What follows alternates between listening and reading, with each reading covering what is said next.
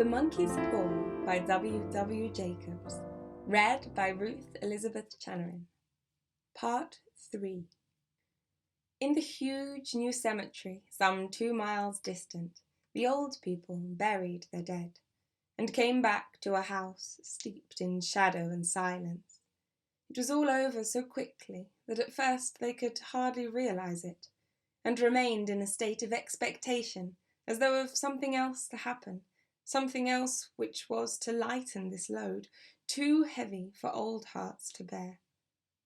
But the days passed, and expectation gave place to resignation, the hopeless resignation of the old, sometimes miscalled apathy. Sometimes they hardly exchanged a word, for now they had nothing to talk about, and their days were long to weariness.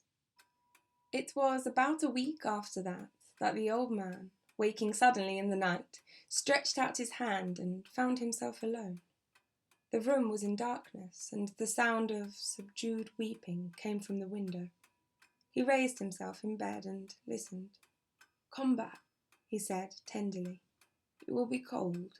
"It is colder for my son," said the old woman, and wept afresh. The sound of her sobs died away on his ears. The bed was warm, and his eyes heavy with sleep. He dozed fitfully, and then slept until a sudden wild cry from his wife awoke him with a start. "The paw!" she cried wildly. "The monkey's paw!" He started up in alarm. "Where? What is it? What's the matter?" She came stumbling across the room toward him. "I want it," she said quietly. "You've not destroyed it?"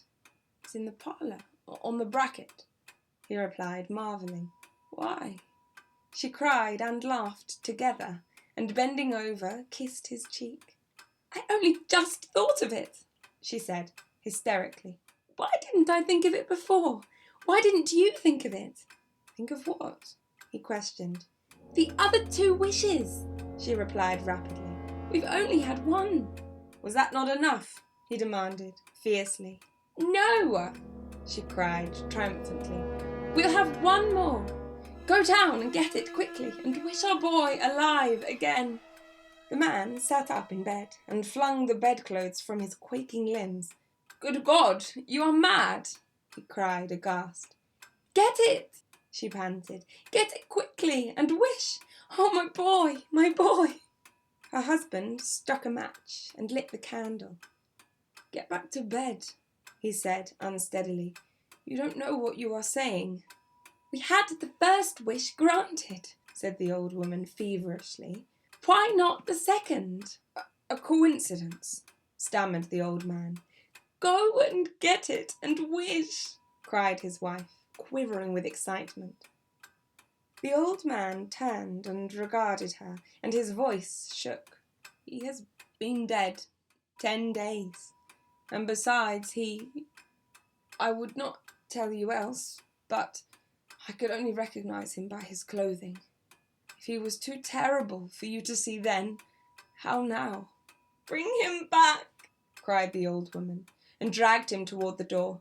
"Do you think I fear the child I have nursed?" He went down in the darkness and felt his way to the parlour, and then to the mantelpiece.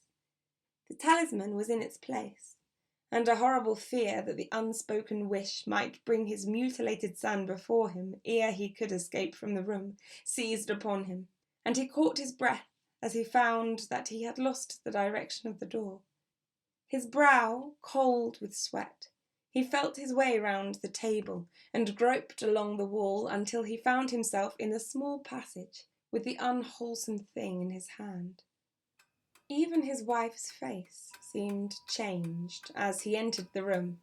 It was white and expectant, and to his fears seemed to have an unnatural look upon it. He was afraid of her. "Wish!" she cried, in a strong voice. "It is foolish and wicked," he faltered. "Wish!" repeated his wife. He raised his hand. "I wish my son alive again."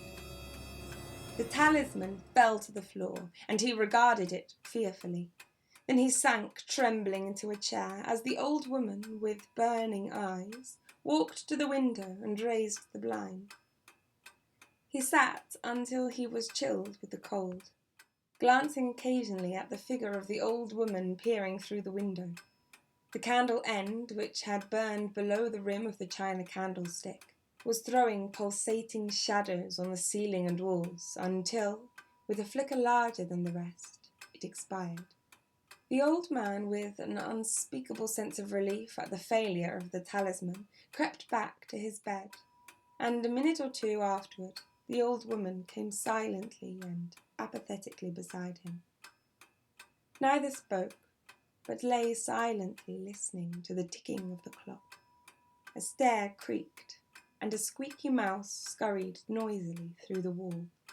The darkness was oppressive, and after lying for some time screwing up his courage, he took the box of matches and, striking one, went downstairs for a candle. At the foot of the stairs the match went out, and he paused to strike another, and at the same moment a knock, so quiet and stealthy as to be scarcely audible, sounded on the front door. The matches fell from his hand and spilled in the passage. He stood motionless, his breath suspended until the knock was repeated.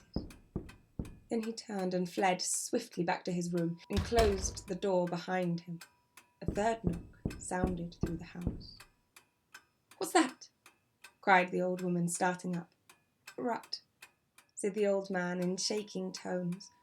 "A rat. It passed me on the stairs." His wife sat up in bed listening. A loud knock resounded through the house. "It's Herbert!" she screamed. "It's Herbert!"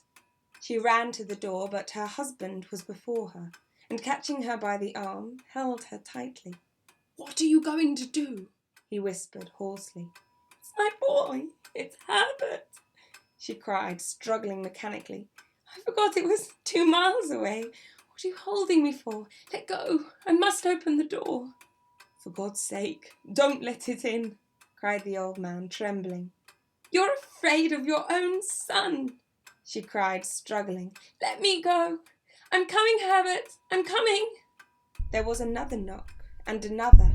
The old woman, with a sudden wrench, broke free and ran from the room. Her husband followed to the landing and called after her appealingly as she hurried downstairs. He heard the chain rattle back and the bottom bolt drawn slowly and stiffly from the socket. Then the old woman's voice, strained and panting. "The bolt!" she cried loudly. "Come down, I can't reach it!" But her husband was on his hands and knees, groping wildly on the floor in search of the paw. If he could only find it before the thing outside got in. A perfect fusillade of knocks reverberated through the house, and he heard the scraping of a chair as his wife put it down in the passage against the door.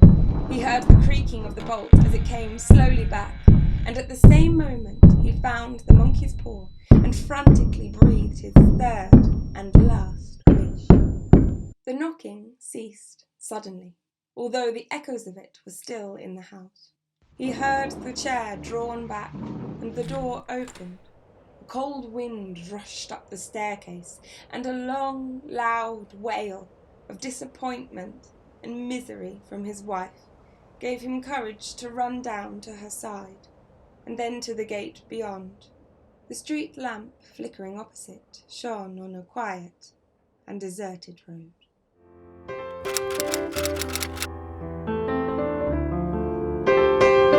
Like, comment, and subscribe to hear more classic literature.